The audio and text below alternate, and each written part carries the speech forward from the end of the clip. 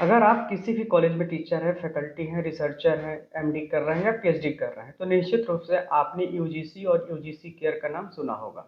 UGC care अपने आप में एक इम्पॉर्टेंट लिस्ट थी, जिसमें कि अगर आप कोई भी एक अपना रिसर्च पेपर पब्लिश करना चाहते थे, तो उसमें यूजीसी केयर की लिस्ट में जो जर्नल्स हैं, अगर उसमें पब्लिश कराते थे तो इसका आपको बेनिफिट मिलता था। और यूजीसी केयर में लिस्ट होने का मतलब था कि उसमें जो भी जर्नल्स हैं वो एक रिप्यूटेड जर्नल्स थे, पीयर रिव्यूड जर्नल्स थे।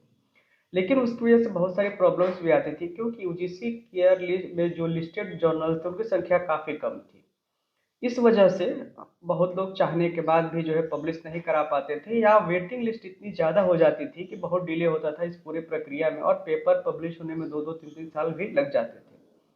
इन सारी समस्याओं के दृष्टिगत जो है यूजीसी ने एक मीटिंग ली, और मीटिंग में जो भी इन्होंने समीक्षा किया यूजीसी केयर लिस्ट की आवश्यकता को लेकर या इससे होने वाली समस्याओं को लेकर, तो उस मीटिंग में बहुत से इन्होंने एक नए नए जो भी कंक्लूजन्स निकले, उसके आधार पर अभी उन्होंने यूजीसी केयर लिस्ट को एबॉलिश कर दिया, उसको हटा दिया। लेकिन इसके अलावा उन्होंने कुछ और भी गाइडलाइंस दी कि जो जितने भी विश्वविद्यालय है या संस्थान है, उनको ऐसा दिशा निर्देश दिया गया कि अपनी खुद की गाइडलाइन डेवलप करें और ऐसे जर्नल्स की लिस्ट बनाएं जो कि रिप्यूटेड हो या पीयर रिव्यू हो। तो इसका नोटिफिकेशन अभी कुछ दिन पहले आया है, 11 फरवरी को आया है यूजीसी के द्वारा। और इसमें डिटेल में हम आपको बताते हैं इस वीडियो में और क्या क्या है इस नोटिफिकेशन में। तो ये नोटिफिकेशन का जो नंबर है और डेट है यहाँ पे 11 Feb 2025। सार्वजनिक सूचना है। सार्वजनिक सूचना में जो है कि 28 नवंबर 2018, यही एक वो डेट है 28 नवंबर 2018 का, जब यूजीसी केयर बना था। इसका मतलब था UGC consortium for academic and research ethics.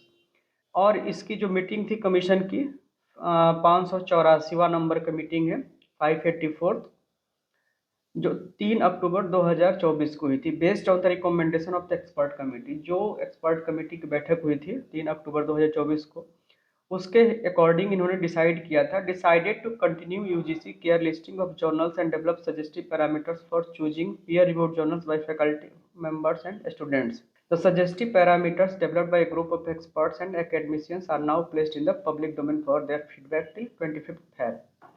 तो जैसा कि इस मीटिंग में इन्होंने डिसाइड लिया कि जो यूजीसी केयर की लिस्ट है, इसको उन्होंने डिसकंटिन्यू कर दिया, यहाँ पे डिसाइडेड टू डिसकंटिन्यू।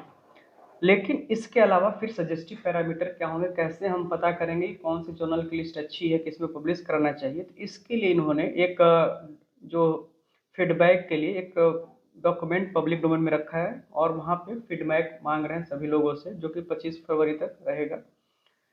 इसमें यहाँ पे जो सजेस्टिव पैरामीटर है, इसके अकॉर्डिंग जो है लिस्ट मांगी गई है, पब्लिक डोमेन में है, पब्लिक की ही ओपिनियन मांगी गई है, या जो एकेडमिशियंस हैं उनके।